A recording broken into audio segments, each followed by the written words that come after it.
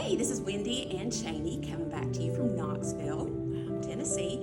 One of the things we thought you all might need some help with, because we certainly would have, before we worked in this industry, was death certificate information. That seems to be one of the things Cheney and I, deal with families where they have the hardest time and, I don't know, deal with more frustrations and stress than, is really necessary.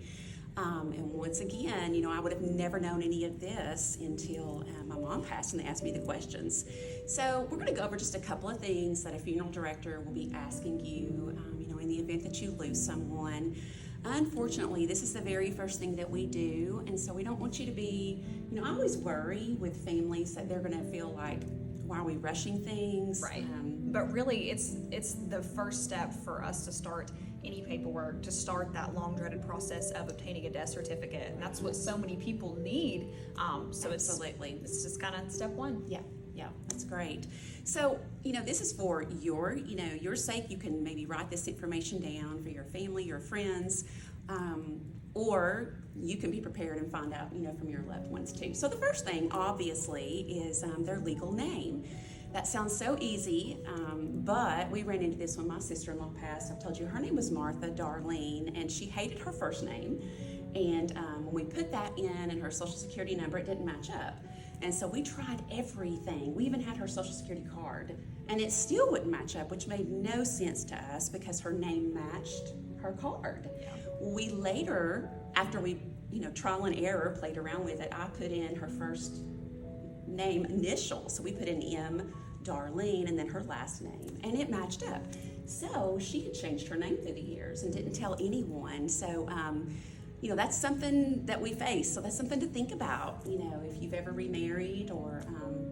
Just making sure that whatever's on that death certificate's got to match Social Security. Yes. Now you can put an AKA. Right. So say your loved one went by a nickname or something different, even their middle name, and you just really think that's important to list on the death certificate. True. So after their legal name that matches with Social Security, you can put that AKA next to it, just so you've kind of covered your bases. Yeah, that's good. Yeah. Another important thing is knowing their birthplace. So city and state where your loved one was born. So many people just know the city or just kind of have a guess, but it really is important to know both city and state. It is.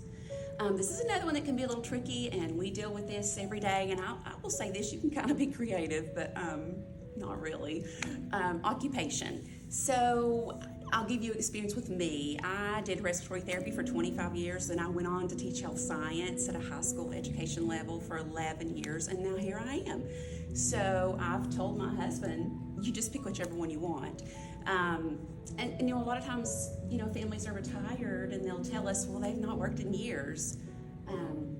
They don't want you to put retired. They don't want us to put retired. They just want something. So, pick it. Like she said, be creative. Whatever you think your loved one would like most to be put on there, Truthfully. you can put it. Right. Just got to put something. And I know Cheney and I hear this all the time. They'll say, oh, they were just a housewife. Well, there's no just a housewife. Yeah. That is a hard job. Yeah.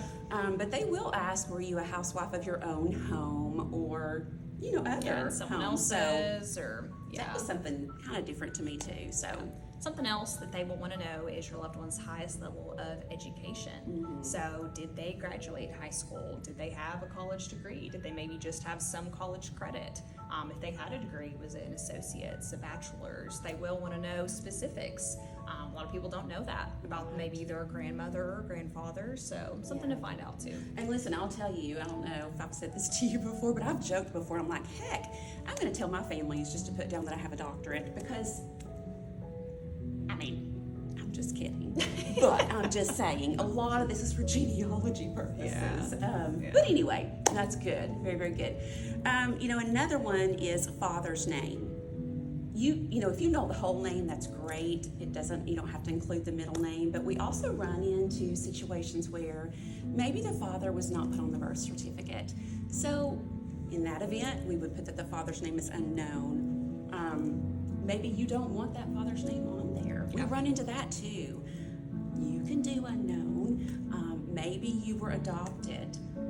definitely you can put that person's name. So don't stress over that, but just be aware those are different options. Yeah, same thing with mother's name. The important part about mother's name is they're going to want her maiden name as well. So same thing when you run into grandmother or great grandmother, sometimes you just called her Mamaw. Exactly. Or Grandma Miller or Yeah. whatever it may be, but they will want to know that maiden name. That's true. And a lot, like she said, most people don't know it if they're younger. So that's so important to know. This is something we help families with a lot. They'll ask us, well, how many death certificates do I need? And honestly, it's so different now than it used to be years ago. Like 4 years ago, I ordered 10 when my dad passed away. You just don't need as many these days because people will let you scan them, Right. fax them. Your banks, they're not going to keep a certified copy, at least not here in Tennessee. They will make a copy of your certified death certificate and then they'll give that back. Yeah. The system that we use in Tennessee is called Verism, and it automatically notifies Social Security, Medicare, Medicaid. But one thing we always tell our families, we want to save you money. They're $15 each here. Of course, that's going to vary state to state, but we can always get you more after from your local health department. Yeah. I think really the most important thing to take away from this is just write it down. So many people don't have a spouse or children, sometimes even siblings left that are going to handle their affairs once they pass. Say they're going to leave things to a friend or just someone they know to take care of things, and that someone may not know all this information. So write it down. A lot of people will even come into the funeral home. You can do what would be referred to as an unfunded pre-need. You can come in, you can just learn about all your options. You can get this information down on paper. We'll keep it on file. You don't have to pay a dime. But it just kind of helps to be informed, and then you can know, of course, all of your options, and just kind of something to help. Yeah. So I just thought of something. I didn't mean to interrupt you, but one thing, and this is, I think we learned this when we went into the industry, is, people have a lot of questions about when they go to the medical examiner. If their loved one has to go to the medical examiner, usually the first death certificate that we get back, it will have their cause of passing as pending, whether they had to do an autopsy or whether they've had to do, toxicology or things like that. So your funeral homes in Tennessee, we get that initial death certificate, get that to the family so they can start handling business matters, because you're kind of on hold till you have that. And then it could be months later, at least here, several months, until you get one that actually has the cause of passing on there. And I know Cheney and I, we can't stress this enough. The funeral home you go through, make sure you review that death certificate information, because a lot of families get frustrated, and we would get frustrated if once that physician has signed it and they've ordered it, picked them up, then you find a mistake. How long does it take typically? Oh my goodness. Months. To make an amendment, it's not a quick process at all. I know so many people in the thick of it, when you're looking at the death certificate, you're not paying close attention. You've got a lot on your mind, on your plate, but it is so important to make sure that information is correct. Yes. So take your time. Yeah. Yes. But if you have any questions about this, advice, questions, let us know. This is just one of the most important and critical things, when someone passes. But if you have any questions, we'd love to hear them. Comment down below. Anything you want to know more about or you'd like us to kind of touch on, we're happy to do it. So thanks for joining us. Yeah, thanks. Bye.